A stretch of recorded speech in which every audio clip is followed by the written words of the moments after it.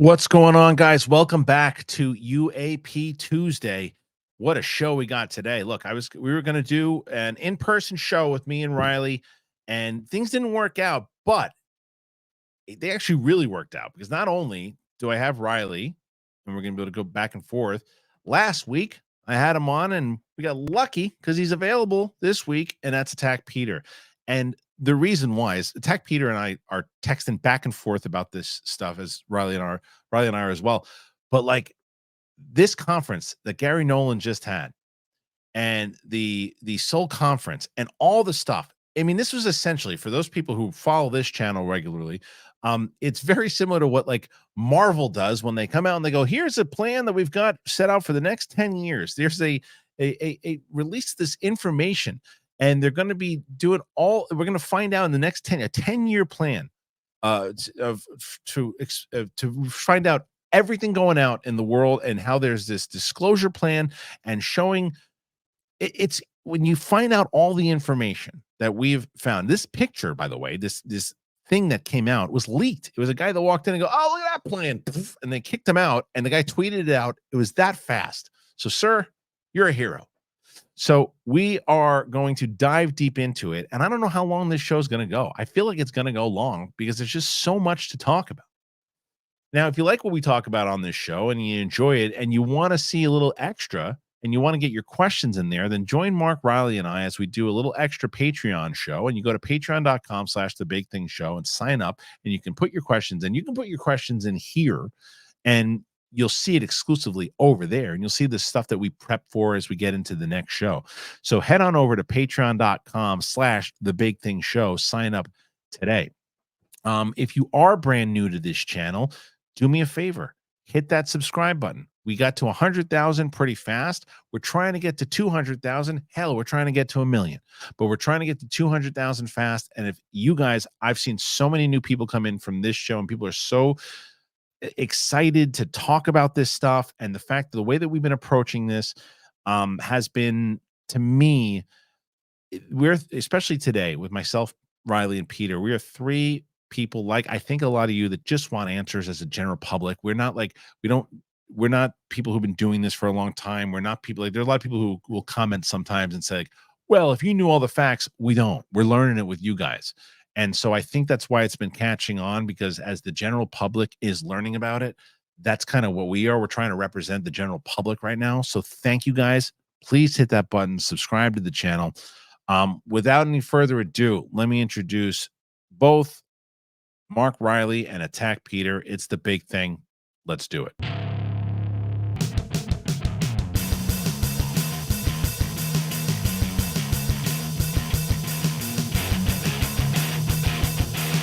All right, welcome back to the big thing, UAP Tuesday. As I mentioned, I got both Attack Peter here and Mark Yodius Reilly. Guys, this is nuts, though. Reilly, you got bombarded with the tweets, or the text, rather, from me. Yeah. How nuts is all this stuff that kind of came out over the weekend in this conference? I'm still digesting everything, Kristian. This is insane. The Marvel release calendar, I think, is an apt comparison, because you look at this thing and you're like, okay, I'm thinking, and this is what I'm thinking to myself: how old am I going to be, and how old is my daughter going to be now when this stuff starts happening? I'm like, all right, let's break this down.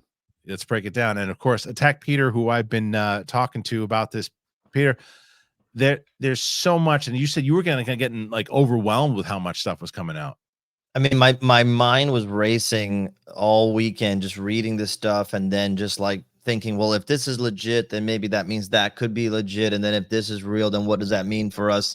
So, there was someone who was quoted, and I'll forget, and someone in the comments will say it, that like 2027, big year, just find, it's Lou Elizondo, find a hobby for 5 years. Yeah. And that sentence is just so like, you know what I mean? Just like it lines up with, remember that, Reilly, remember that, I can't remember if it was Harvard or who it was, when we kind of joked about it a little bit, and we played that video with the one guy that was like, hey, in 2027 the aliens said they're coming down, and they're gonna CIA guy, former CIA guy, I think it's John Ramirez or something like that. Yeah, that's exactly right. And we kind of, and you know, I guess a bit of a hypocrite I can call myself, Reilly, at that. When we listened to that, I went, And that might still be one of those moments. However, there's all of these things that are building up of like this had the who's who inside of this community to be there. There were a few figures that are missing. You know, Peter, you just mentioned Lou Elizondo actually didn't show up. Any reason why that he didn't show up? Is there any news on that? I'm pretty sure I heard someone say family emergency or something like that. Interesting. Okay. Yeah. I hope everything's okay. But Yeah. like, so Gary Nolan and Peter, so how much do you know about Gary Nolan, and what is the audience of that's kind of like, you know, again, like us, who are learning all these names and learning all the Lou Elizondos, the James Foxes, like what is Gary Nolan's significance in all this? I mean, I only just started, you know, I have to admit, like I'm super into it, but I'm only really just going deep this year. And I know Gary Nolan specifically for an interview he did with Lex Friedman on the Lex Friedman podcast. And I kind of I usually see those come up and I'm like, this is way too intelligent for me. I'm probably going to not be able to grasp onto it. But I did hear a large portion of when he's literally talking about materials found and left behind by craft. So his whole angle in all of this is let's experiment. Let's find out what the materials really are and why they are the way they are. So that's the angle with him. Yeah. Well, I know that he says that he actually has materials, right? Yeah. Yeah, so he's like actually has materials, and you were telling me as we were talking about this, is that one of the things that they want to do inside of this was maybe it wasn't you, maybe it was one of the things you sent me that I was listening to, is basically what they want to do, Reilly, is that, you know how like the funding that comes in from all these outside organizations that investigate this stuff, and they have to get it cleared in a certain way. So if Gary Nolan wanted the government or go through the right channels to have this stuff that he has investigated, it would most likely, with the kind of funding that is there, it would wind up in the hands of the people that have been kind of no, look there instead. Yeah, of let me clarify that, because he said he basically has in his possession materials that he says needs to be researched or tested by a certain type of machinery that they don't have. They know how to build it. They don't have the money to build it. He doesn't want DARPA money, doesn't want government money, because then at that point, the information that they come up with would be confidential or stay behind, you know, the closed doors of the government. So I think part of the Soul Foundation or SOL, I don't is that he's trying to excite or interest or find high dollar donors to invest in this, so that it could be public once the research is done. You know what I mean? Yeah, I mean, and so Mark, when you're reading through this stuff, I mean, we're going to kind of go through. I mean, because there was another Instagram account that I don't know if you follow it, Mark, but it's something that I know Peter and I have been following. It's UFO Secrecy, and I want in on it. No, I don't follow it. You should follow them right now, because they basically give all the updates of this type of stuff and this in general, and it's not just a matter. What I really liked about this post that they wrote was that and I think the first thing they said is like, if you're scrolling past this just to see, you know, footage of things, then you're really not here for the same reasons that we are, right? Not us, is what they said. And it's like, if you've read past this point, then congratulations, because you want to know the information, right? And it's like, because those to me are the important posts. Those are the ones, this breakdown of what this is, and it goes back to what Jesse Michaels, who I'm becoming more and more of a fan of, who had the first. Jesse Michaels is that Reilly is the guy who did that the long form interview with David Grusch, and he's done some other stuff too. But like learning his history and kind of what he's looking for, he said it the other day. He did a follow up video on his channel that basically said the name of the video is "How I Know David Grusch Isn't Lying," and he did like all these breakdowns and these points. But one of the things that he emphasized in that video is something that we cover, Mark, all the time on this show, is that it's an embarrassment in the way that the mainstream media is ignoring this. Yeah, there is 100% no coverage of this Sol plan anywhere except the internet, and there's a reason why it's getting. There's a reason why we're covering it. There's a reason why. I guess Peter, you saw it in a ton of were there any news? The News Nation or the Hill even cover this? No, in fact, the first day that I think it was Saturday or Sunday morning when I sent it to you, I couldn't find anything about it. It was literally this one Instagram post from UFO secrecy. Yeah. And then after that, like there was nothing. There was like that one video that I sent you. So it even took a minute to catch on online, which is rare these days. But it was leaked out supposedly from Carl Nell's presentation. The photo was, excuse me. Yeah, the photo of a presentation on a projector, like a projection screen. Yeah. Then somebody created a table to like translate what was barely visible there. But yeah, dude, pretty wild stuff, man. Yeah. So what we're gonna do is, so people who know, like I said, and thank God this is the new Marvel thing to look at, because I'm so bored of everything. No, it's true. So you and me both, man. Stanford timelines. I know. It was Stanford though, right? It was they held it at Stanford, where Gary Nolan, I think, is a professor. Is that accurate? Okay. Yeah. I had that pulled up, by the way, just so we don't ruin it. Besmirch him. Gary P. Nolan, American immunologist, academic, inventor, and business executive. Harris Professor, endowed chair in the Department of Pathology at Stanford University School of Medicine. Okay. So, and we don't necessarily know how he came in contact with this stuff, this otherworldly stuff, but he says he's had it. He's obviously very respected inside of the community. There are certain people that you see, if you dive deep enough into this rabbit hole, you start to hear the names and know which people are taken seriously, which ones are just kind of like the fingers are kind of pointed that they're doing things for their own kind of self gain and all that. But he does not seem to be one of those people. No. Yeah. No. Yeah, in fact, I was just looking that up, like where he got involved with it. I think he first started getting involved with it because he was analyzing a suspected alien corpse from Chile, which he later revealed to be a mummified human stillbirth. So he's not looking to just to prove. He's actually a big skeptic. Okay, he's right. So I mean, skeptic in a certain he's not all in just because he's looking to prove. Right. He's right. So then what we're going to do is I'm going to read some of these tweets or posts rather from UFO secrecy that came out, and we'll kind of take it from there. Okay. So I'm going to read a few of these. In today's day one of the Seoul conference, Dr. Diana Pasulka discussed the convergence of the 4 UAP research traditions that are becoming clearer and emerging in the current push for disclosure. First, the Invisibles tradition of UAP study, like Dr. J. Allen Hynek. Secondly, ufology as the public scholarship study of the UAP, like the late Dr. James McDonald. Third, the academic study of UAP, like the late Dr. John Mack. Fourth, the study of UAP as the emergent phenomenon. The fourth one on this list is still being defined, although she hinted at the term interdisciplinary. Given the physical and social scientists in attendance, the terms make sense.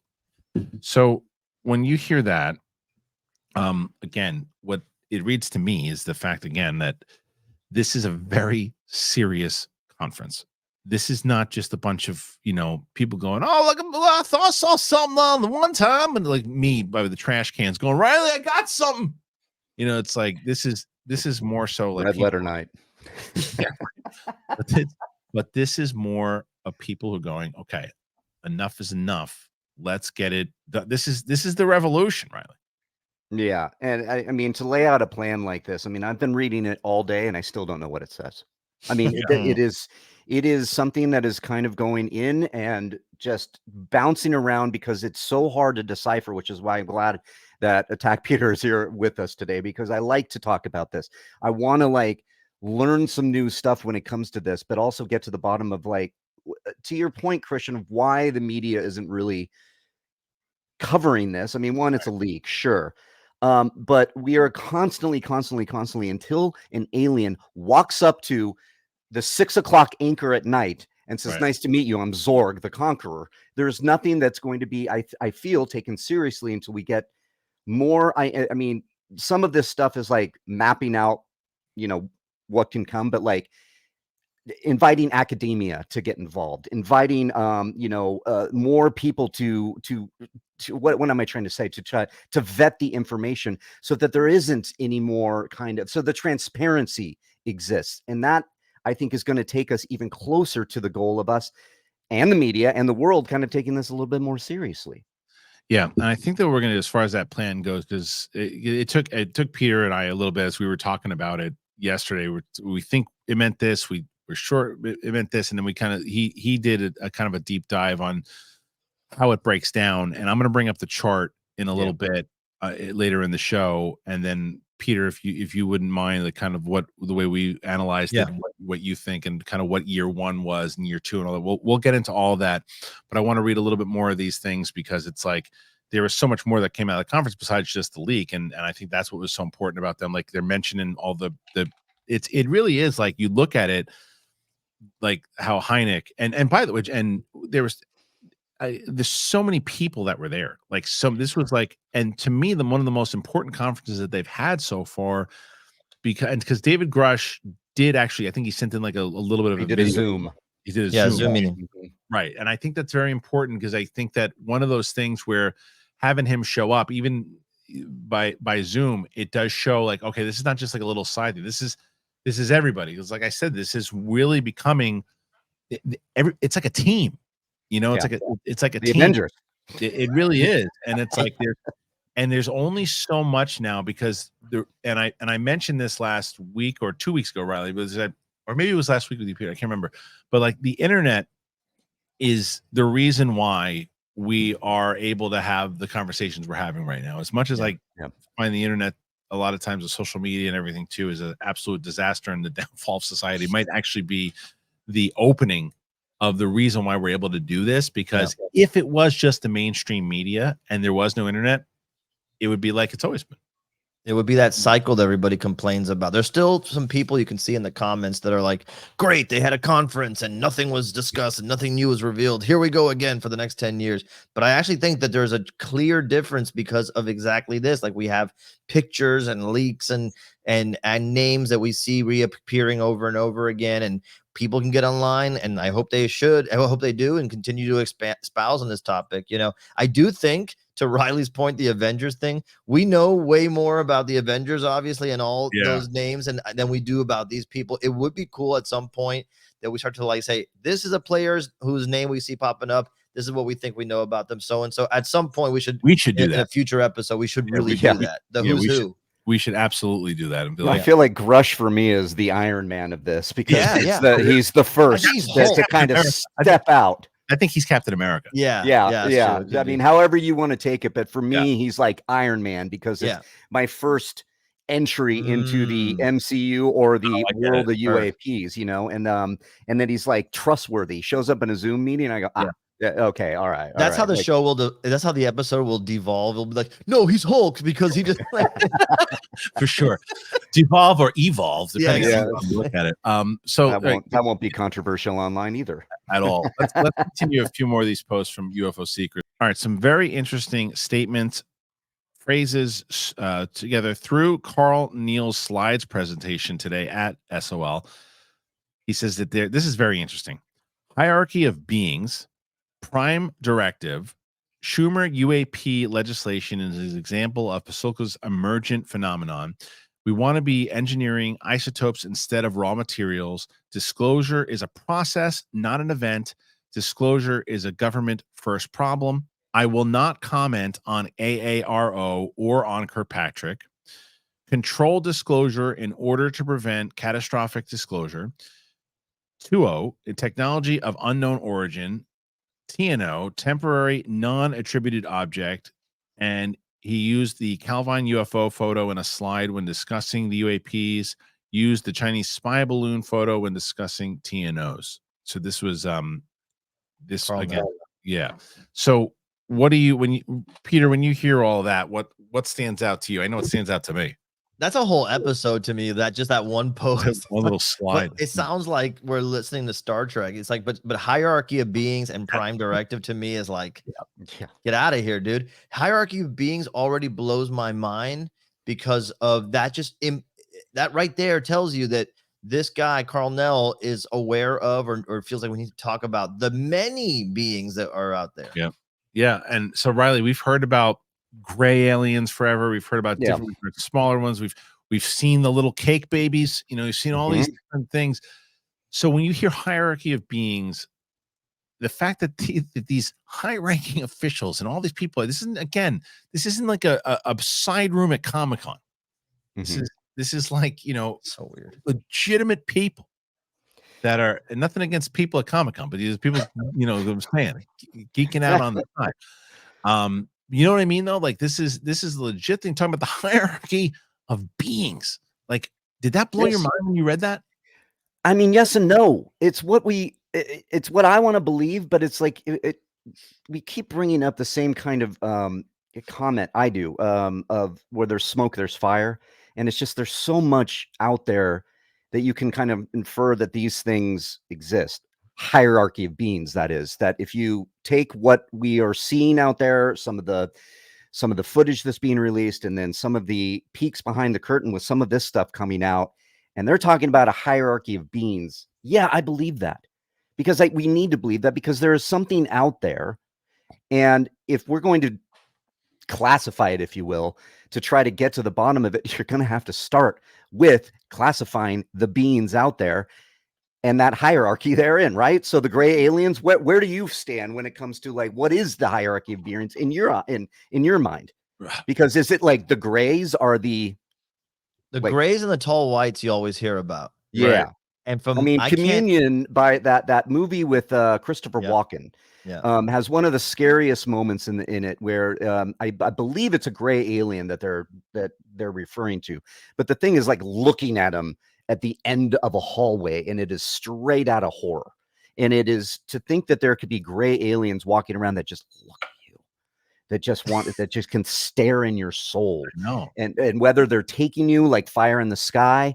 My friend Kai Blackwood, who I've mentioned many times on this show, who is believed to have been abducted, has mentioned gray aliens before. We've had those conversations around the campfire in Michigan, and then 3 days later saw our own UAP. So this kind of stuff is like, there's always some, like, when we had our experience and our sighting, Kai basically said, here we go again. It was something to where he was like, yeah, here we go again. And I'm like, what am I seeing right now? And it didn't, and it was days later, and it always occurs to me, it's like, we were talking about it, and then this sighting sort of kind of happened. Right. Dude, Kristian, I have to interrupt, because I was thinking so much about when you've told the story in the past, Reilly. Something came up on YouTube that I was watching, and I think it was a Grusch conversation with Jesse Michaels, someone else, but they were talking about two things. Number one, the idea that the UFOs, when they show up, they do show up after you've been taken. Like, it's more likely that they would show up soon after. And then the other thing is that the idea that some of them, and maybe many of them, are unmanned drones, and that they're able to communicate and summon them psychically. I mean, dude, it's just like, I can't even think of having this conversation 3 months ago, but now I'm just like, in the context of all this, I feel like you could talk about it. And that's the thing that Stephen Greer talks about all the time. Whatever you think of him, it's always like, you can summon them, dude. Well, you know what the thing is, and what I would tell people, if you're not sure about this, what we've been talking about, like, just as Peter said, search the SOL conference, go to the UFO secrecy Instagram, look at these particular things. And again, let me ask you this question. If, for those who are skeptical, and you should be, and you should ask questions, but my question to you is, why are all these people that are in the room, look at the people that are in the room, and we're going to read another comment from another high profile person in a second. Why are they putting their careers on the line here? Why are they doing this now? Why are they all just to sell books? Like, I mean, like, why are they all doing this? I could understand if, like, one or two people are looking to, buy some books, get their profile, retire to it. Sure, I get the argument there. But all these people, senators, also military leaders, like, why are they doing this? And why are they doing this particular thing? And why is this guy, who is such a revered professor at Stanford, Gary Nolan, why is he putting his ass on the line also, to saying he's got these things? And what do you think that the reasoning would be? That to me is the most curious. That's where it changed for me. That's really the Tic Tac video that we watched at Collider Live that one time. The New York Times article came sooner after, and all these people, legitimate people, standing up and putting their reputation on the line. I say the same thing, Kristian. Why would they do that?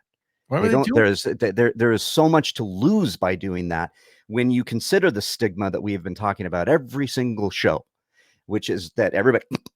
Yeah, That's the stigma when you go, oh, they don't want to. They see dragons, wizards, and aliens all in the same kind of classification.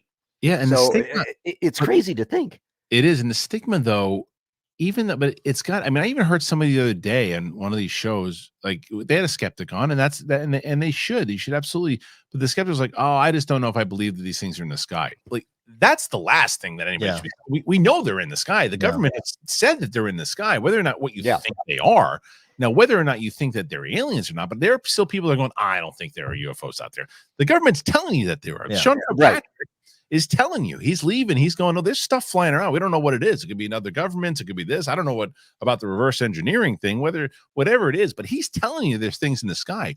That it used to That's be number one, right? That's number one. It used to be that people were like, there's nothing in the sky. It's just balloons, or it's this, it's that. UAP, UFO sighting could be everybody go weather balloons, aerial phenomena, whatever it could Swamp be. gas. And that was kind of swamp gas. And The it was now government- it's no, we don't know what it is. It's there. We're not calling it aliens, but it's something. And the government That's is enough for me. telling you that there's stuff that they don't know what it is. I mean, Dude, and everything has shifted to the point where it used to be like Reilly said, there's nothing, you're crazy, or little green men took me in a ship, right? Now, I have to say, in my opinion, right now, if you're still in that level of skeptic tank, you're not a serious person. I just can't. Or you're not paying attention. Fair enough. Fair enough. Because there's a lot of people that aren't paying attention, because there was, I think, I can't remember who it was. It was someone who tweeted out, someone in the community, and I'm sorry, but they were saying I think they were at the conference, and they were coming back from the conference, and they stopped at a gas station, and they said to the person at the gas station, did I send this to you guys? This thing? Okay. So when he said to the guy at the gas station, he was like, I just came from this conference. Are you following up? Are you keeping up with the news of what's going on? The guy's like, with my wife and the stuff I'm doing with her, and I'm spending all my time here. I don't have enough time to even spend with my wife. And it's like no one's really like paying attention to it, right? Like 100%. People want to. But what I'm saying, but what I'm saying is that's probably a description of a person who would be open to hearing about it from what you described. But I'm saying if a guy or someone right now is saying, you're crazy, there's nothing, we're an accident, and just deal with it, like that level of certainty where you're pounding the table, that's not somebody who's just isn't unaware. That person's like religious about the skepticism at that point.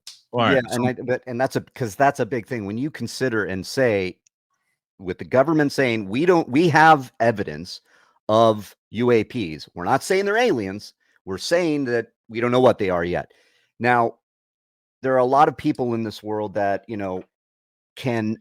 I've met them. I grew up in a family somewhat like it religious, and religion can you set your clock to it. And I feel that when you say that there could be something beyond religion out there, beyond just anything, no, we're not talking angels, we're not talking this, but I'm legitimate otherworldly things that I think that can really put people that have a worldview for 20, 30, 40, 50 years, however long it may be, in a crisis state, which might lead to them going, nah, that's bullshit. Well, I think there's a lot to do with that when it comes to and actually it's funny because some of the plan itself is like the easing into the public. Yes. So we'll get into the breaking down of the actual plan for sure. But I want to get to the other comments. But before we do, I do have to take a quick break. And I want to thank two of our sponsors before we get into some of the other comments. And I want to let you guys know about two sponsors that I absolutely love. And that's both nuts.com and Nutrafol. And I'll tell you about both of them right now. This is the best. Nuts. Get off my nuts. Don't touch my nuts. I love these nuts. I love them. Listen, you ever been to a candy store? You ever been to Willy Wonka's chocolate factory? Probably not the last one, but you can get something close. Check this out, nuts.com. Maybe you can't get to the chocolate factory, but I'll get you close enough. The online version of that is nuts.com. Besides just having a lot of great nuts, they have classic candies. They got butterscotch, they got fudge, and licorice. cashews, almonds, pecans, pistachios, dried mango, crystallized ginger, dates, jelly beans, jawbreakers, root beer barrels. It goes on and on and on at nuts.com. I was so excited to have them come along. I mean, look at that. That's what I got. That's what I've been eating. That's what I've been chewing on. Yeah, and even that little fat pug that I love so much, he loves it too. Although he can't really eat nuts, but he loves smelling them. Nuts.com is your one-stop shop for freshly roasted nuts, dried fruits, sweets, pantry staples like specialty flours, and much more. They have a wide selection and means that there's something for everyone. At nuts.com, quality, top priority. They roast their nuts and they pop their corn the same day that it ships. They reach you deliciously fresh. Satisfaction is guaranteed, and I can be a testament. Right now, I'm snacking on these because I love these almonds. They're really good.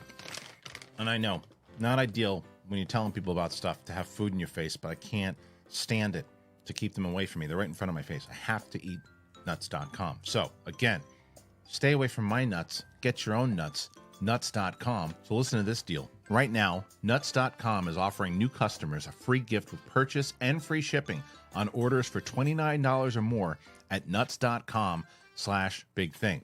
So if you check out all the delicious options at nuts.com/bigthing, you're going to get a free gift and free shipping if you spend $29 or more.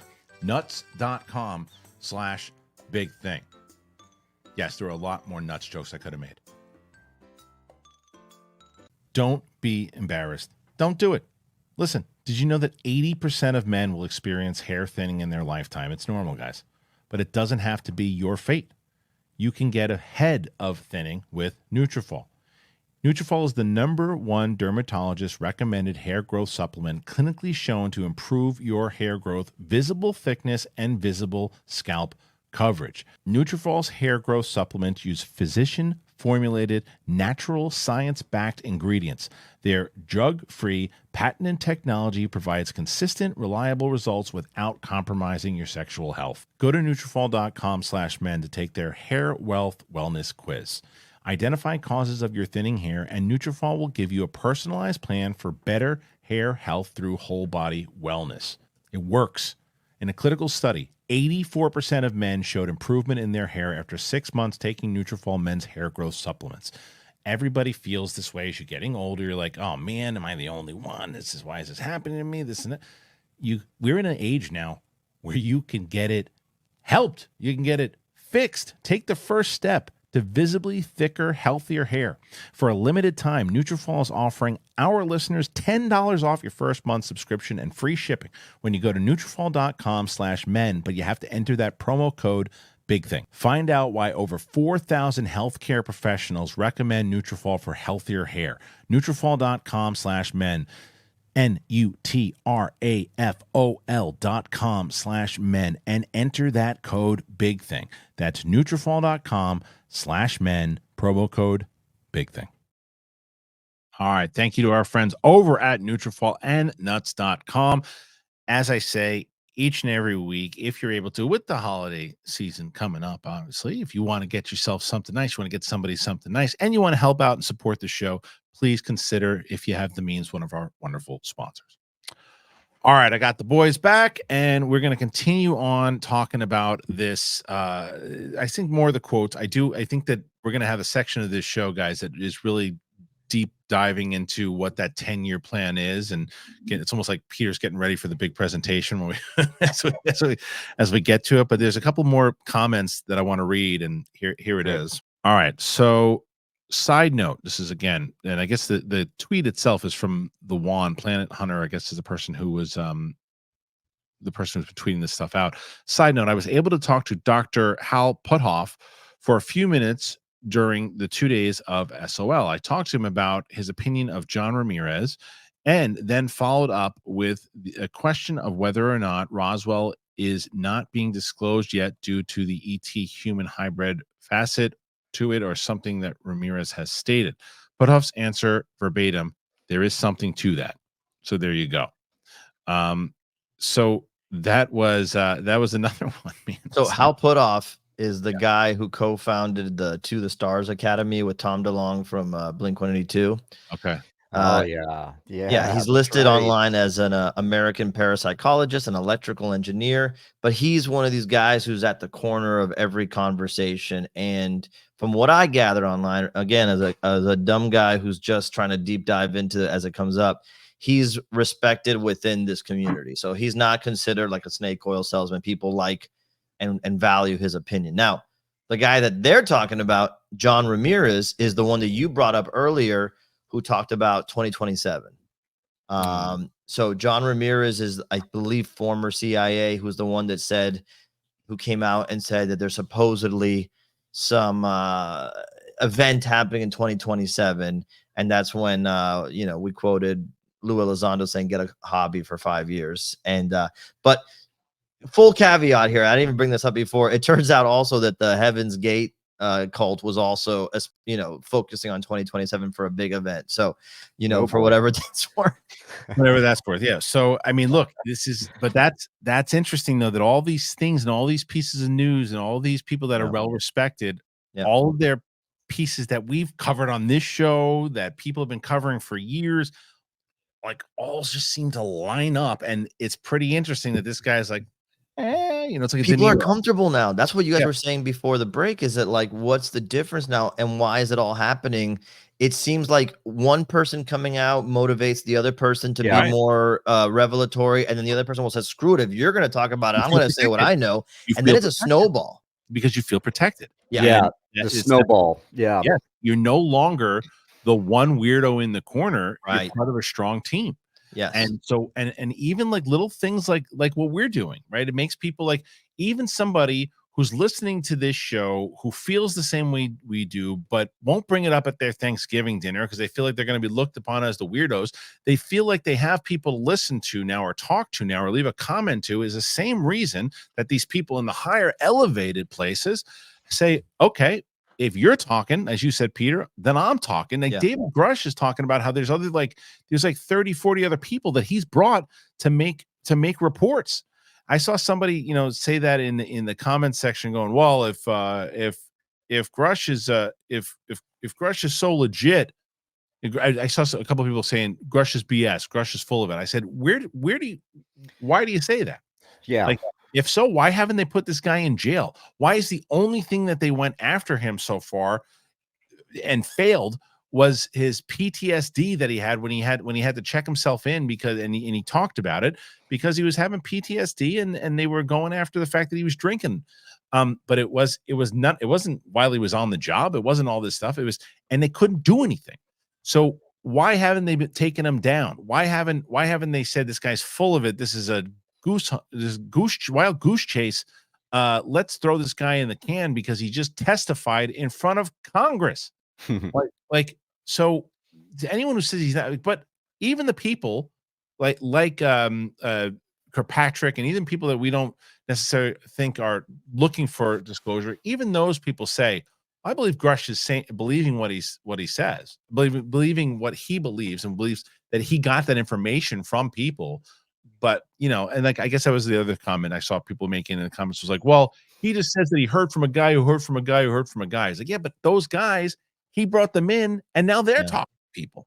Mm-hmm. I really think, dude, and I've been thinking about this since we last spoke, they overplayed the hand when they went after his character. And I think that actually worked against him, because it's like that end of Last Action Hero where it's like, he's the bad guy. No, he's the bad. Kill him, shoot him, that kind of thing. At that point, I think when you go after David Grusch with that kind of stuff, and that's all you got, and I think everybody was like waiting, are they going to reveal that he's actually a psycho?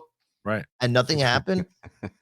Dude, I think that was the floodgates opening right there. Honestly, I do. It definitely helped him out, and it didn't hurt him in the eyes of the people that were on his side in the first place. It, as you said, Peter, it elevated them, and even people who were skeptical of it still thought it was dirty that they did it.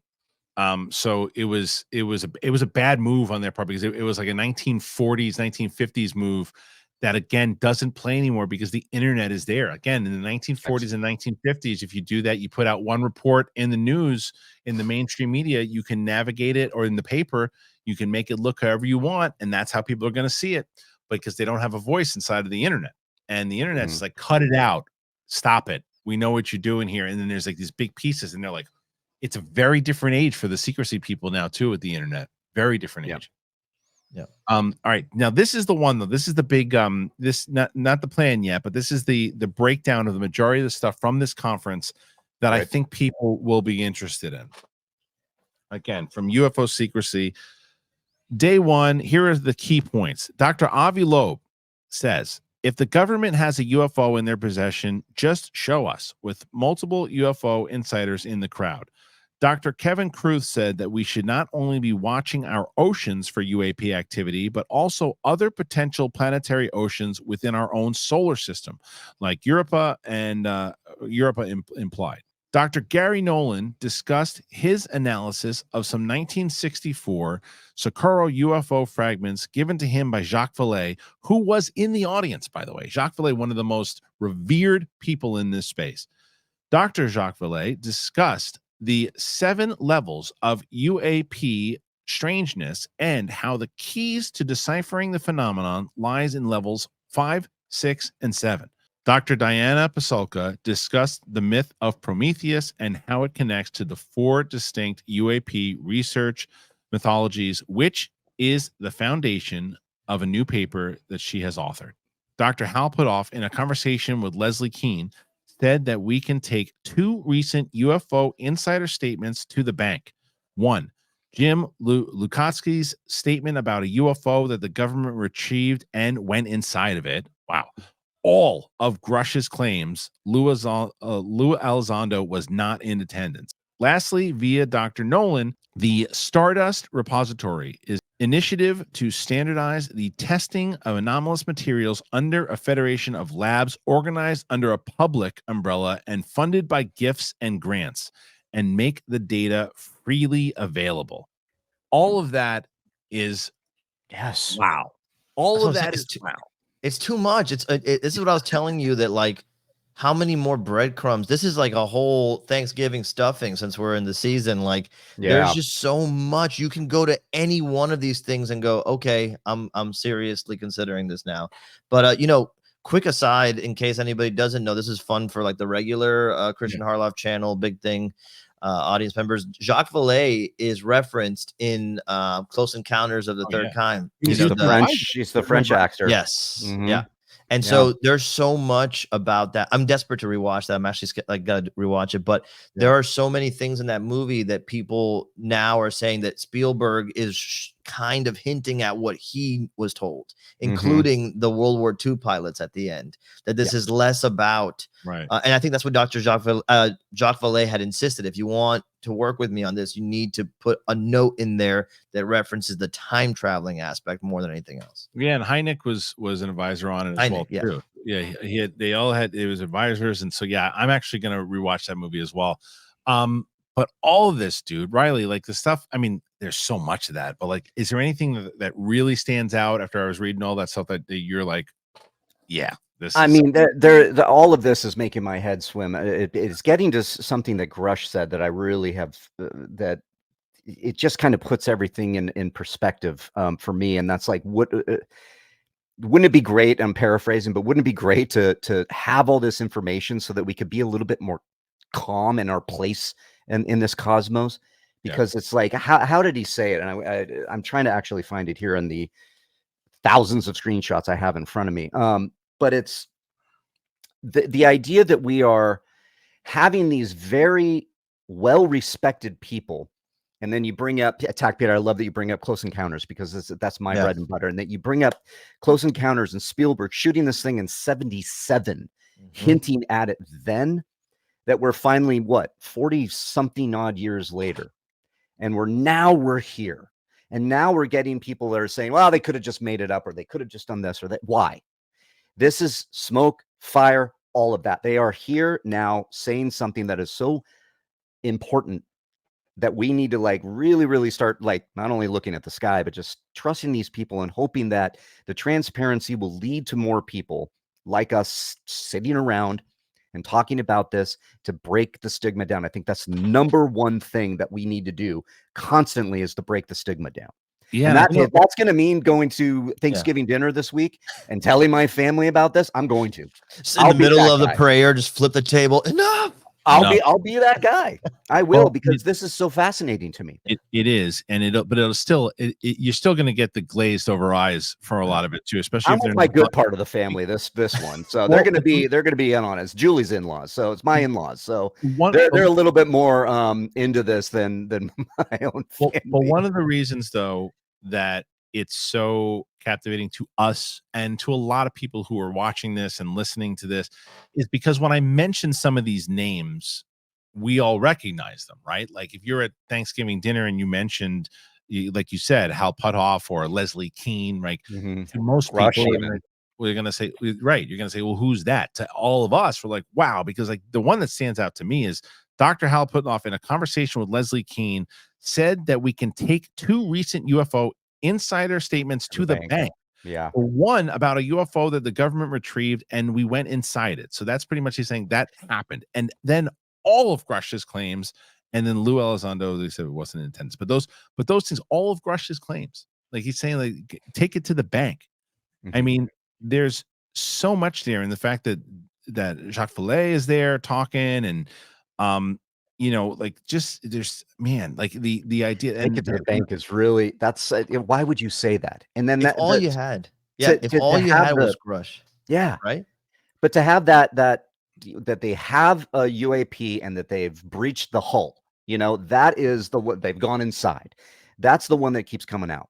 Yeah. That's the one that keeps coming back around to me, at least. That I go, if all you had was Grusch's claims, and you say, well, you can take this to the bank. What else is there? Like, he's basically telling you the whole enchilada without telling you. You know, the quote that you were paraphrasing, Reilly, is so good. Imagine a future where we no longer need to speculate about our place in the cosmos. Thank you. It's huge.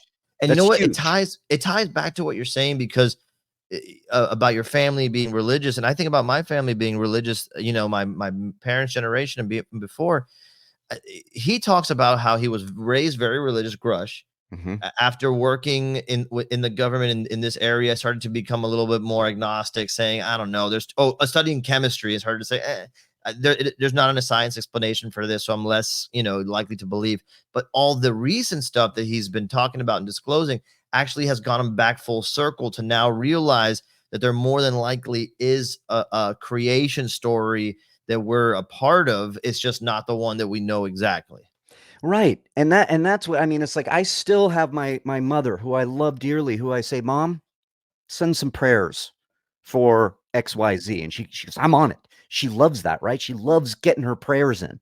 And for me to say to her, which I've done recently, it's like, you know, she's like, what are you doing? You know, she gives me a call on a Monday when I'm recording or whenever. What are you doing? I'm hanging out with Kristian. We're talking about UFOs. Wow. That's my mother's version. You know, I go, Mom, what do you believe in that? You don't believe in that kind of stuff? And to quote my mother, paraphrase my mother, that is beyond her realm of thinking, because religion is, it's God, it's angels. That is what she believes. And that those things in the sky probably are weather balloons and what everybody else has said. But that's because, and that's also goes to our previous point, because your mother doesn't have any of the information. She's not, nor does she really want it. And she's not going to seek it out. Right. And I can hand it to her on a silver platter. She doesn't care.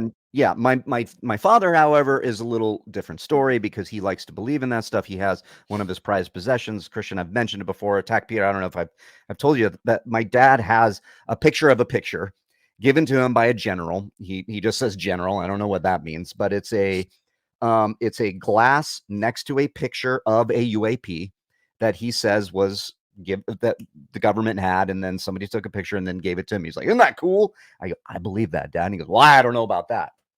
Yeah. Well, wait, you won't go a little bit further? I know. I gotta see that picture now. For sure. Come on now. I'll picture Patreon exclusive. Christmas Eve, when I'm there with my dad, I'm going to take a picture and I'll send along. Well, that's like the Logan Paul thing. Like the Logan, right. Logan Paul took the video. What's his Chuck Clark. So Chuck Clark is actually, Reilly, you watched that whole thing on George Knapp, right? Yeah.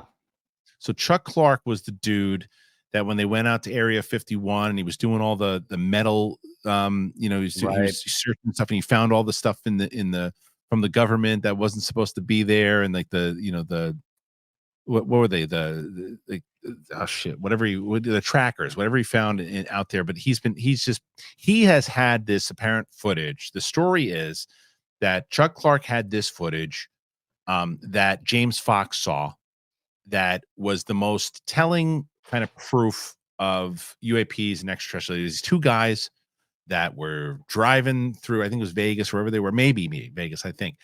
And it was like hovering above, so much so it was like the most clear footage ever. That was described. And so they gave it to Chuck Clark. They didn't do anything with it. They gave it to Chuck Clark, and Chuck Clark saved it, kind of hovered it. And Chuck Clark lives like out in like the middle of nowhere in like a bunker. And so James Fox saw it, and he offered money to Clark. Clark wouldn't do it, told him not to talk about it, not do anything.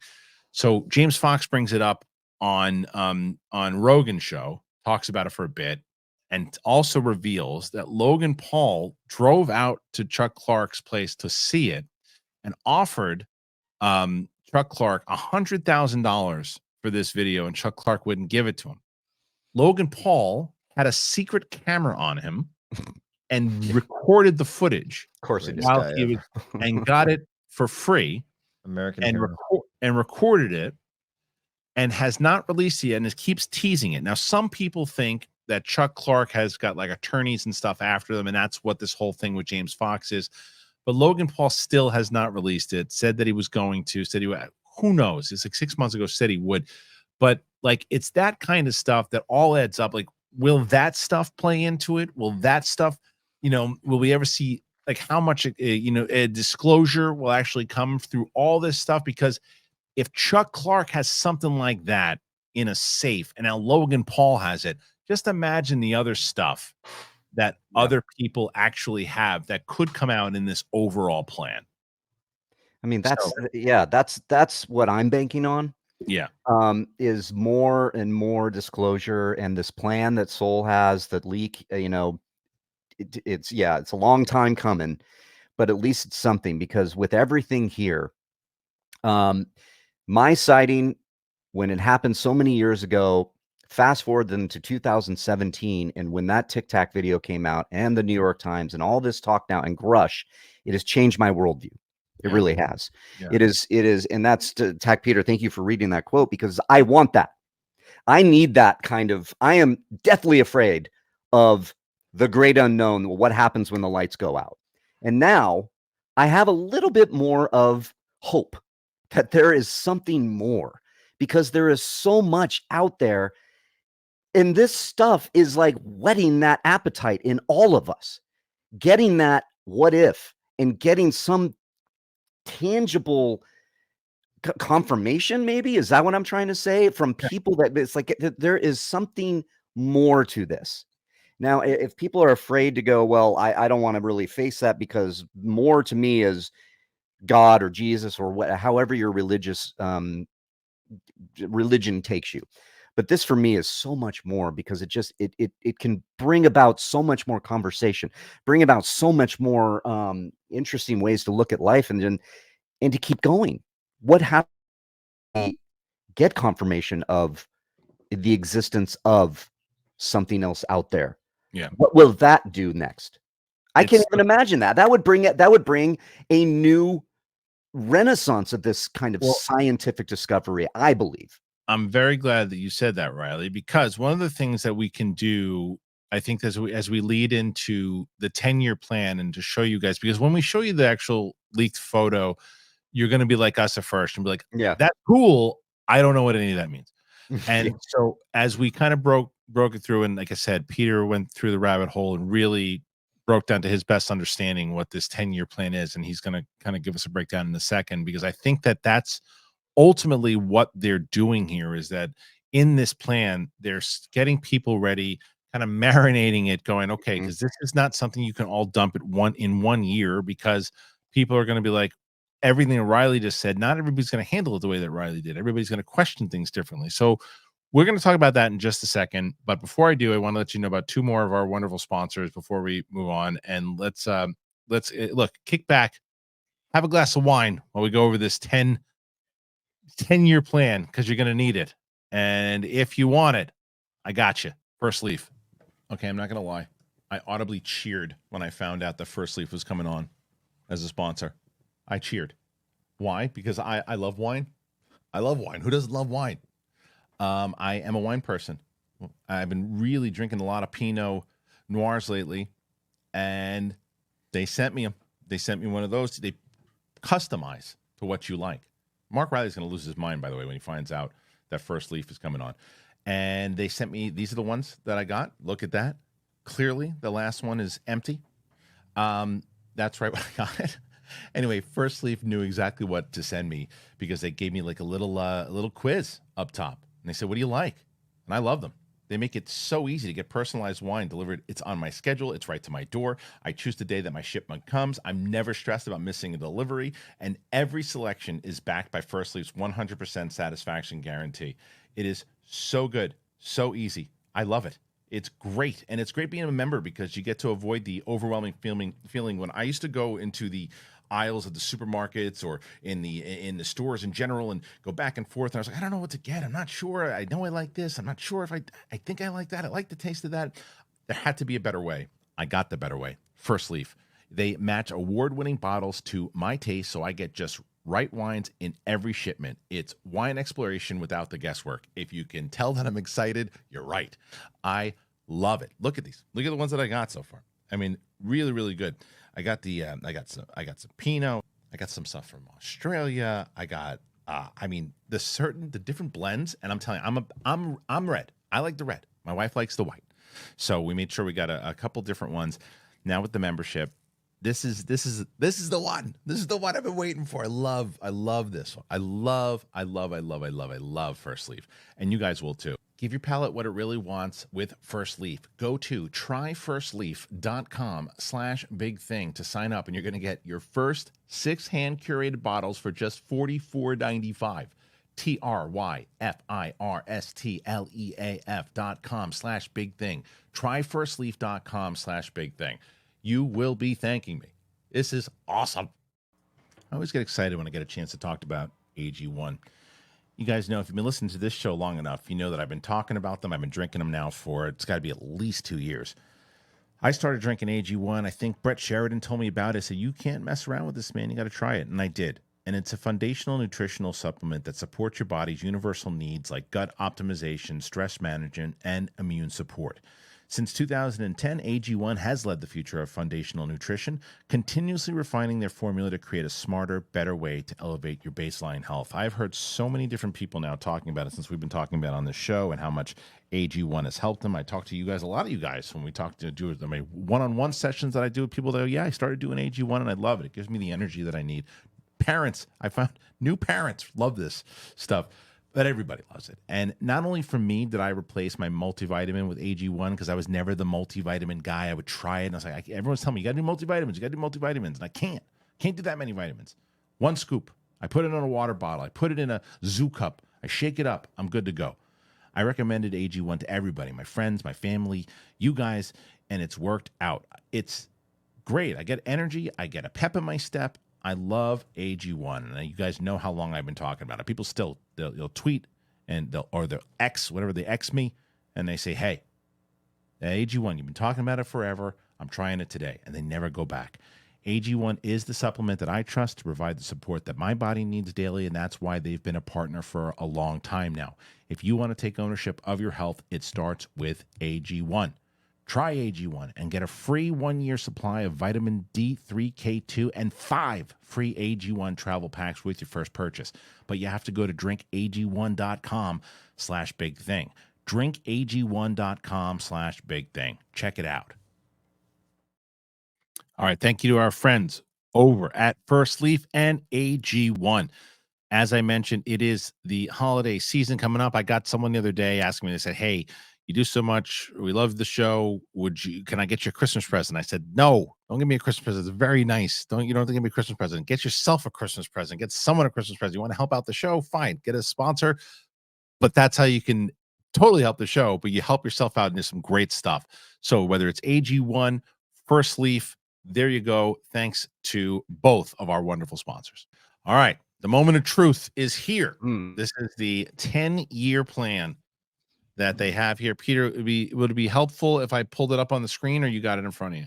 I have it in front of me if you want to have it for people to watch, but I got it in front of me. Yeah. Yeah. I'll put it in the the edit. Nice.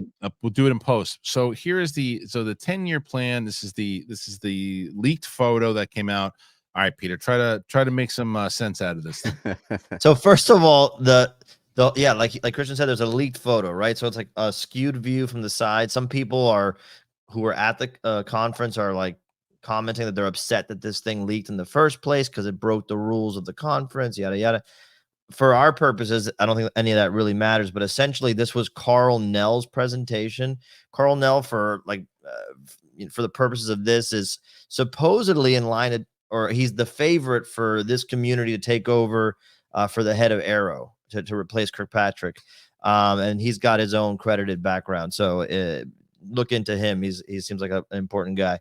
But the big takeaway here, as we were joking around before, is it's like a phased announcement of the new Marvel movies that Kevin Feige does.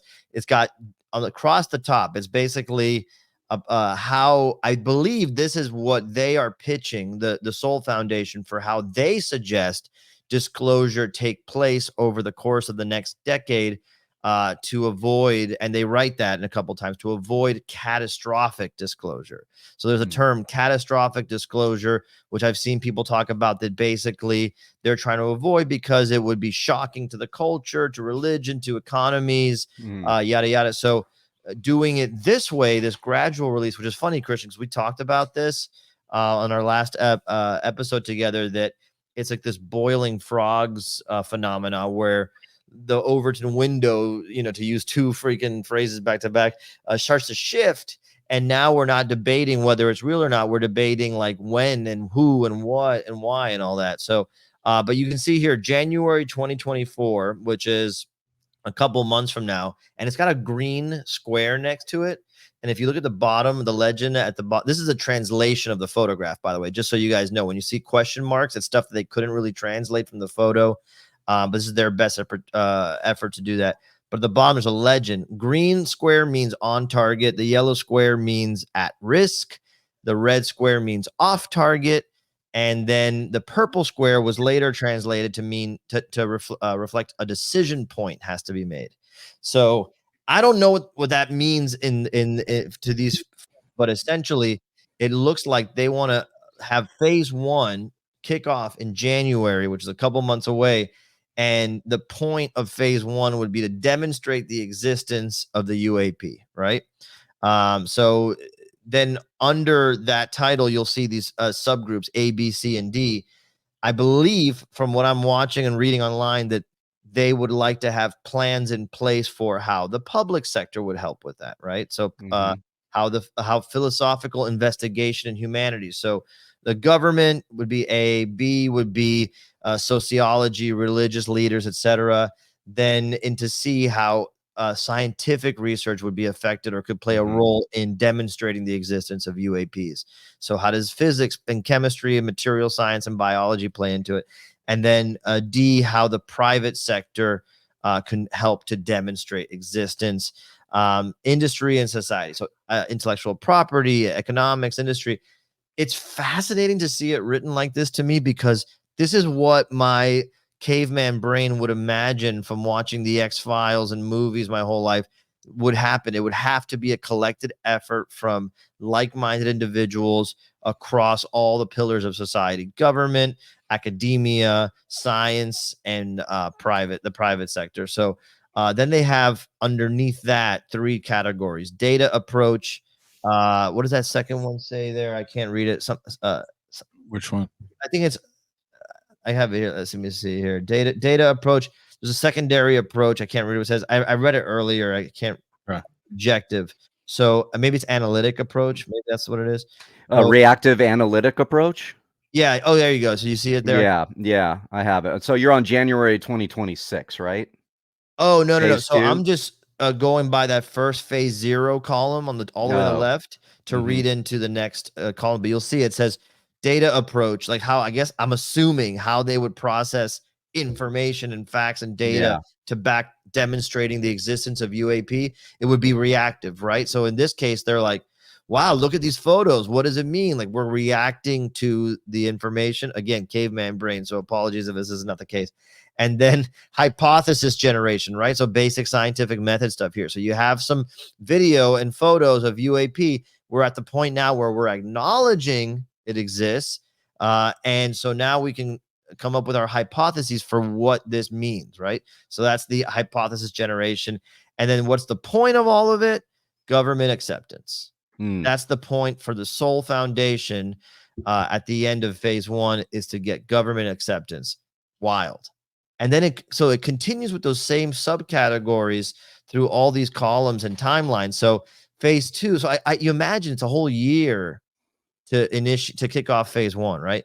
Then phase 2, January 25, this yellow square is considered at risk. And I imagine that means, based on the context clues, that they're at risk of missing January 25.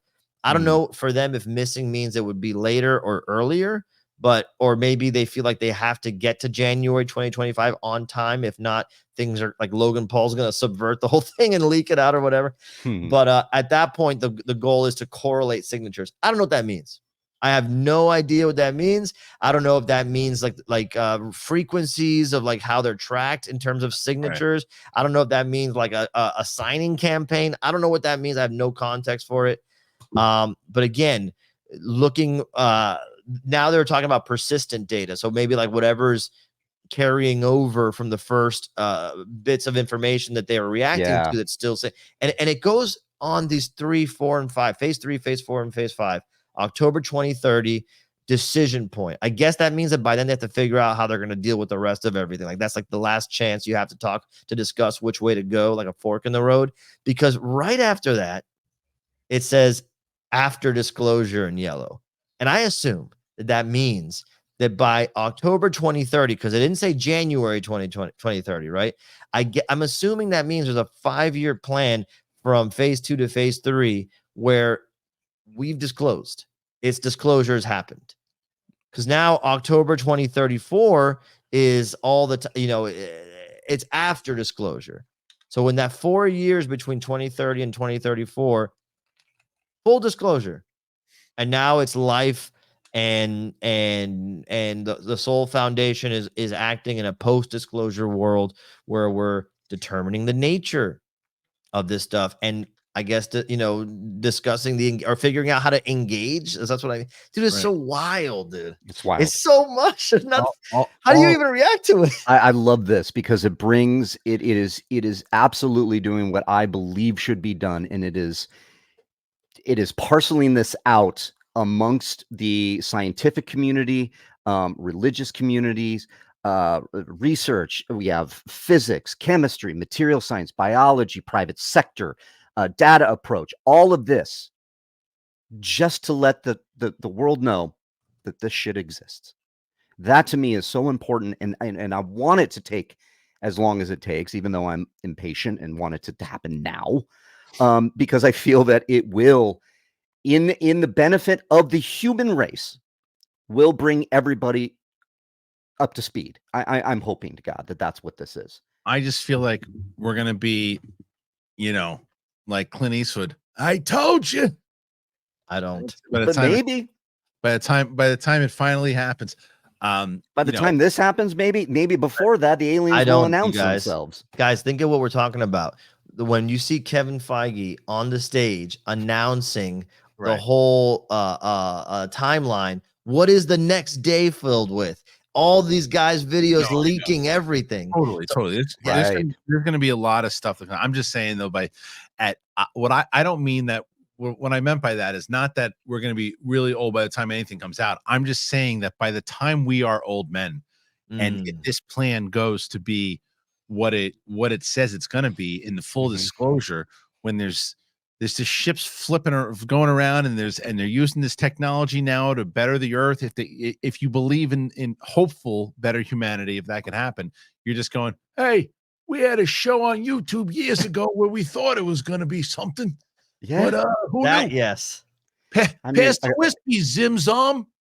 A world where we're sitting on our porch as old men, drinking beers, reminiscing on our time With doing aliens. the UFO Dim- show, yeah, right? And Dim's one on the aliens. zips by, and that is normal. And he's there to pick up your daughter for Yeah, prom. no, and That's you're what just it like, is. oh, yeah, what did we determine that one was? Well, I Yeah. think, oh, that's a gray. Right. Yeah. Right. We're like, I can't even imagine what that could look like, where if it becomes like, I've liked him so many times. Kai, I keep bringing him up. I'm so sorry. His ears must be burning every freaking Tuesday. But we've likened it and tagging a shark and putting him out in the water to study him, mhm. and the UFO coming and taking Kai and him having his thing. He's likened it to that, and so if there are these UAPs out there, and we are starting to have this plan in place, what does that look like, where it's like we've discovered another version of a shark, and we're looking at this ocean now, and it's over here now, but it's a UAP. Well, I mean, it's also, I just That's think, like, incredible to think about. and besides just the idea of, like, let's say, yes, there's other life and other things out there, but it's the idea of, like, what is possible in the galaxy for us to achieve. Like, there are people that I believe already that know that information, obviously, but the fact that the public can learn it, whether it's in a year from now or 10 years from now, that the understanding of what the universe actually is capable of, and what the human species is actually capable of, and what this stuff and this technology, should we have it, can actually do to benefit the existence and be able to make sure that the planet stays afloat. And there's things that we can add, and there's other things that we can do instead of the trivial kind of nonsense that we deal with every day that we think is the most important stuff ever. That if it turns out that all this information that other people actually get, that go, oh, well, there is more to this, maybe I shouldn't worry about this and I should worry about that. Now, that might be given too much credit to the human race. It might be. But it also might not. It also might be the thing that says, okay, look, this is a new world. Like, I always had that idea in my head of, like, I always wanted to be around when, like, that thing changed the world. Whatever that thing was, I always wanted to be there. Even if it was an asteroid that took us all out, I was here. Like, Right. and if this is that thing, then great, because this plan in general, because this is what I will tell the two of you guys. We're gonna be busy over the next 10 years, the three of us. Mhm. Like, Oh my God. we're gonna have, like, in January alone in 2024, and this is obviously the stuff that we've been talking about, Reilly, many times on this show, that Lou Elizondo, James Fox, Ross Coulthart, they all knew about this thing. They all knew Mhm. about this was coming. They all knew Gary Nolan was setting this thing up. They all knew this was coming, because this is what I believe that they were referring to when they're like, wait until it comes, because they know the stuff that's coming. And this is part of that plan. I think that they knew that the bigger heads of this thing that met up said, look, we're going to present this at this thing in November, but our plan essentially is rolling this stuff out and saying, January, we're going to do this, this, and this. And we lead, because what it does, this rollout plan, is that it turns people who are Reilly's mom, right? Mm. You're essentially getting those types of people ready over the course of 10 years in the way that they got us involved by watching a documentary, or they got us, because that's how I really, I was fascinated by the thing that we saw in the Tic Tac video in Mhm. Fire Live. But I was always understanding, yeah, I'm sure it exists, but I was fascinated by all of the facts, and or the evidence, or the testimonies, rather, from the military personnel, and the reporting by Leslie Kean and James Fox, of the people that they spoke to, that it just did not make sense to me why these people would put their jobs on the line and put their reputations on the line, Yeah. if some of them weren't even financially benefiting from it. So Right.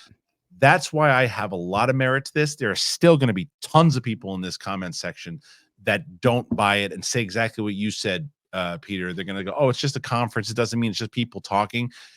And that's why this 10-year plan is mapped out the way that it is. You know, I was just thinking the same thing, that there's people who are going to be like, it's a chart, it's people talking, it's like 2 degrees left of an X-Files convention, you know what I mean? But Yeah. at the same time, it can come off like that if you don't have the context of who everybody here is, to the Mhm. fact that it really wasn't an open thing to the public. There's no real, from what I could gather, maybe I'm wrong, there's no like merchandising component of this at all. You know, it is trying to raise funds, but very specifically for what we talked about earlier, to build the facilities and have the research in place to verify some of the materials that they're in possession of. Like, I mean, that's how it's going to work. You know, it gives me, and Reilly, you touched on this, it gives me a very optimistic feeling, at least for humanity's sake, to think that these categories of society could work together on anything today and be able to cohesively get a plan together that would be for the benefit of humanity. Like, yeah, you don't want to freak people out with it, because if it is what it is and we can't do anything about it, there's no benefit to freaking people out for any of us. I'd rather, there's part of me that would rather have no disclosure and people not lose their minds on the planet, right? Mhm. Than to have the opposite. But ideally we can have both. And like, this is a good potential example of the best of us, right? Like Mhm. the best and brightest minds and leaders in our community that could work together to get this over the finish line. Yeah, I mean, it's in the benefit of all the human race to Yeah.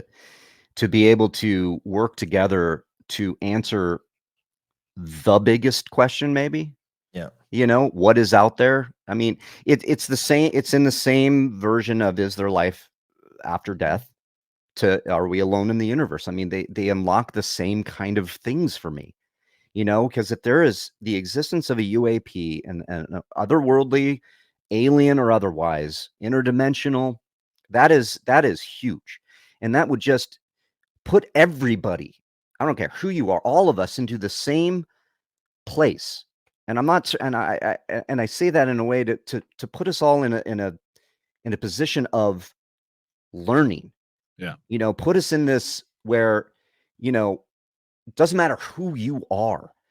You can both agree that if you look up and there is something there and you can't answer it, the two of you sitting there can't answer it, and then somebody else comes out there and says, we don't know what that is, but we're going to work together to try to figure it out. What we do know is that there is something beyond our earth realm that could put me at just And level 1, being like, okay. And the flip side to that is that if the two of us go, we don't know what that is, and you go, I don't know what that is, we want to work together on it, and then the fourth guy comes out and goes, I know exactly what that is, and what it is this, and you have that information. And the idea of, look, even if we're never, if the scary information of it is we have no control over any of this, and that's the thing, humans want to have control over everything. And the thing is, because that's why human beings feel like, oh, we've got control over the animals, we put them in the zoo, we have control over this, we have control over that. In the long run, we are in the zoo,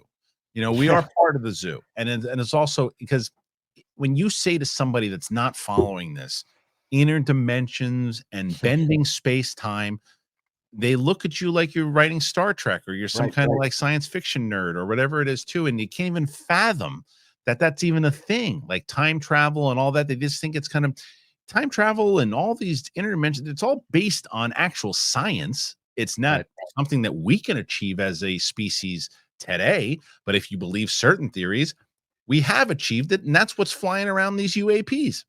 Now, there's a billion different other theories of what it could be or whatnot, but if there is a definite thing of disclosure in the next 10 years, it says these things have been here for thousands of years and been bending time and space, and that is indeed possible. That's what we're trying to do with this reverse engineering, is trying to figure out exactly how to do that to make sure that we can, ensure that the species will persevere and live on. Like, that's the type of stuff that I want to know, and that's the type of stuff that I don't know that certain people will even be able to handle. Even if the president came out and said, yeah, guess what? We have this information and we can indeed bend time and space, and we don't know how to do it yet. It's been around forever. People are like, yeah, BS. They're just trying to distract from the stuff happening in courts. From the election. Yeah. It's like no. Yeah, I mean, like I bring it up all the time, my fear of death. But it is what I believe to be the cause for so many things in this world. The fear of the unknown can lead you into believing so many things. And this is not one of them, I feel, because it detracts from however long you've been around. And Peter, you mentioned it earlier. I grew up in such a religious family that this would, Beetlejuice. The fear of the unknown. The fear of the unknown. It could be Beetlejuice. It could be the UFOs.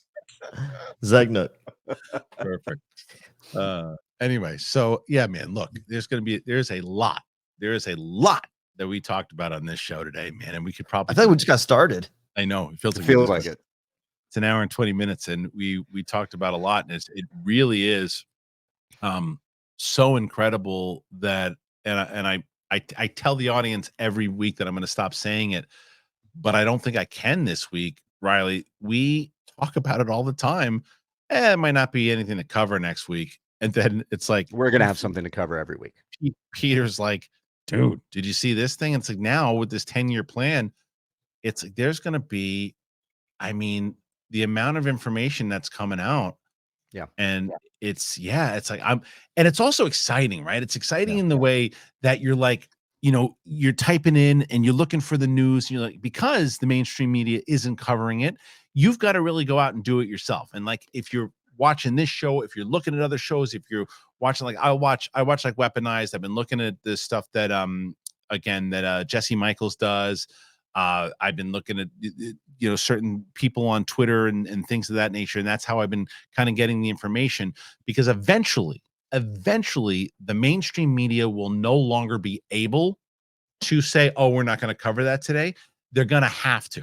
They're going to have to eventually. It's like the UFC. It really is. I use this really, like the UFC in like 2005 and 2006 broke on the scene with the Ultimate Fighter.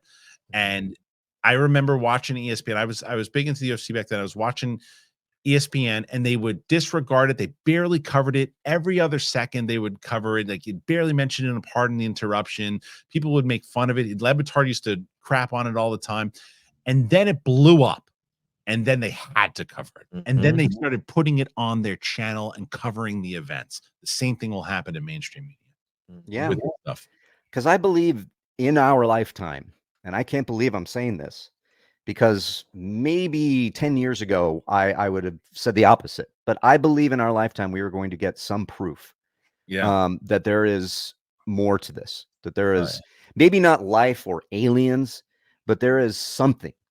And that the scientific community, and this soul leak now makes me even more excited because of the plan that they have in store for us, or at least what they have on paper or a graph, to get this out to people, because I believe it in my bones now that there's something more to this, and it's exciting to consider, because I don't want to believe that the lights just go out. Let me ask you this, Peter. Do you think, jumping off what Reilly says there, and then we'll let you guys go with, do you think with this 10-year plan, do you feel that within the next 10 years that the lid's going to be blown off this thing, and that we will indeed have proof, A, of the UAP, what it is, and B, if it is indeed other life? Do you believe that that's going to be revealed in the next 10 years? I can't believe I'm talking to two guys who've cut their teeth on the internet and been doing coverage of news stories for as long as I can remember, as long as anyone. And you're asking me if 10 years from now, I'm sitting here wondering what we're going to know next week before you do another one of these episodes. I'm not kidding you. It's everything shifted for me this weekend, where I was like eating around the edges, super interested, but like I got other things on my mind, to like this thing. Maybe I'm overreacting to it, but this thing felt like this starting off point, like this jumping off point, like that, like they cut the ribbon, like they smashed the champagne on the ship. It feels like we could be sitting here in a week, 3 months. Like, what's going to happen first, Disclosure or the next Avengers movie? I honestly think it's 50-50 at this point. Disclosure more than the Avengers movie now, the way Marvel's going. That's what I'm saying. But who gets? It's true. You Look, bet against it? Would you bet your house against it? that no, because of what we just said. Also, you sneakily threw it in there, but like something like it's not necessarily like a Logan Paul Yeah.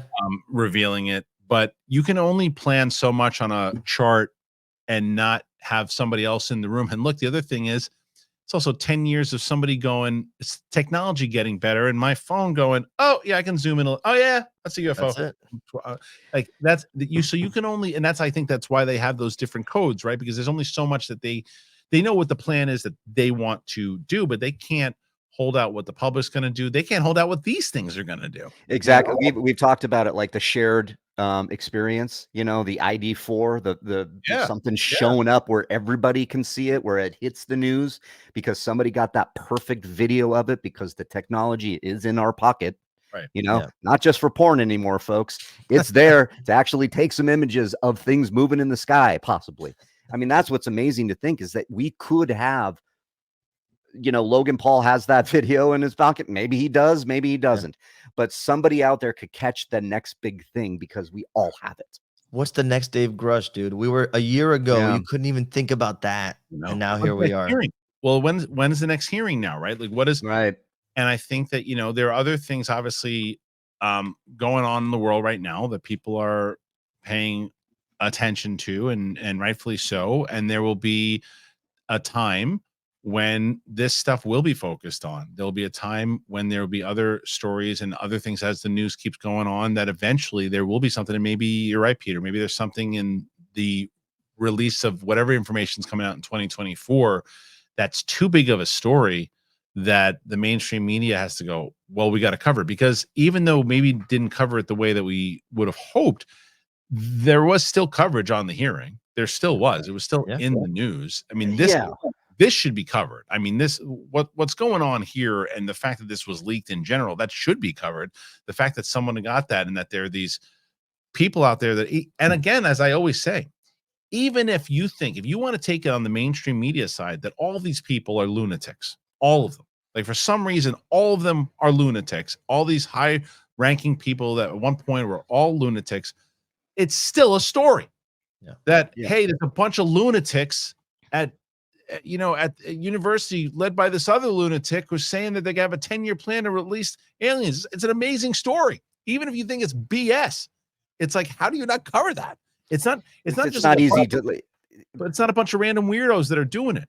It's like, you know why they won't do it, dude? Because they won't do what like internet shows will do, which is come on here, like what we're doing, come on here and say, we don't know what this is, but let's talk about it. And I think that's the problem with the government, problem with mainstream media, is if you don't have a hold on it, a spin, an angle, or a way to like, judo this into something that you can benefit from or explain away, you don't do that. You don't go up there and go, like maybe that's the dark secret of our government. They do that stuff, but they do that stuff in news all the time with politics. So it's like it's because they still have, to them, they don't feel that the public is it's kind of like, they feel like, you look at like News Nation when they put their UFO videos out there, they got nothing to lose. It's their most high, their highest view of stuff, because when they put the stuff out that the other news outlets are covering, they don't do as well because the other ones cover it all the time, and that's where you go for that. Because I know I can't go to the other news outlets for UFOs, I go there. So they're covering it there, and it makes sense. So it's in News Nation's best interest that these other news outlets don't cover it, because a lot of times we're saying, even when they were over covering it, some people were saying, I didn't feel that way, but a lot of people said they were over covering it because they just were getting like, view hungry, and they wanted to put everything out that they could. Fine. So for us, yes, but like to the mainstream media, they're probably going, yeah, well, look, no one's taking News Nation seriously. No one's taking these ones seriously. And you have like, it's like, we can't just do, like, we might as well start doing Bigfoot coverage, or might as well start doing Loch Ness coverage. I feel like that's still the conversation over there. Eventually, when it starts to go down that route, that's when you know that it's really starting to change. I'm not saying for legitimacy purposes. I'm just saying, as far as awareness for the public goes, That's where, because I already think that we're in a place. I happen to think there's more stuff that I get out of real news from podcasts and stuff, from real people talking and bringing in like Ryan Graves' podcast. And when you listen to George Knapp talk, I feel like you get more information out of people there who are talking to these people behind the scenes than you will on the Fox or CNN or any of those places. No, because they cover these things like the UFO and UAP hearings as an afterthought. And it was something that was just like, oh, NASA came out with the reveal that, oh, they're not aliens. So everybody just kidding, and they don't go into what it really is. Now let's go look at the cat in the tree. Right. Yeah. Well, that's why last week I made such a big fuss over that Tamron Hall clip that you pulled. And I just want to highlight that again, because what really resonated with me is how forcibly normal it felt. Like they were forcing it to feel, hey, in our next segment, and it just tried to like force it felt like a square peg in a round hole. Yeah. And then at the end of it, the guy had the tagline in there of like, and they might be gross to look at. I'm like, bro, are you literally trying to get stay-home moms and dads like to just come to terms with the fact that there might be one of the hierarchy of beings that we just talked about earlier that might not be pleasing to look at? Like, that's some wild shit to put like in the same time slot Price is Right used to be on. It's wild, dude. That is a wild moment, dude. I'm keep saying it. This whole thing. Listen, so overall, guys, this was a supersized episode of UAP Tuesday, and rightfully so. We had so much. And now I leave it to you. You have to comment. You got to comment. Obviously, once you hit the like button, but you got to comment. Why? Because I read through all this stuff and I want to see what you're saying, whether you agree, whether you disagree, whether you're a skeptic, whether you're a believer, whatever it is. Do you think that this is a big breakthrough? Do you think this is as relevant as we do? Or do you think, as Peter said, as some people are going to say, it's just another conference, I need to see something, who cares? They got a plan, great, I need to see it. Make sure you let your voices be known. Comment away. I got to see it. I don't care. 2,000, 3,000, 4,000 comments. I'll read through all of them. I got to hear it. This is very important to hear at the very least. I want to thank my panel today here, starting with Attack Peter. Where can they find you? Hey, I'm everywhere online at Attack Peter, but you don't have to call me Attack Peter. Not you either, Reilly. You can just call me Peter. I love you, buddy. Yeah, Attack Peter anywhere online. All right, Mark Reilly, Yodius, where can they find you? I like calling you Attack Peter. I wish I had like a name like Attack Reilly or something. At Reilly around on the internet. That's where you can find me. Guys, thank you so much. As I mentioned, Reilly and I will be doing a bonus episode of the UAPs. So if you want to throw in some questions, we can ask it over there. You can also join us on the Patreon, patreon.com/thebigthingshow. Make sure you head on over there today. Thank you so much. Apple Podcasts, Spotify, anywhere podcasts are found. Really appreciate it. And we're glad that you joined us on the show today. We'll see you next week. Bye-bye.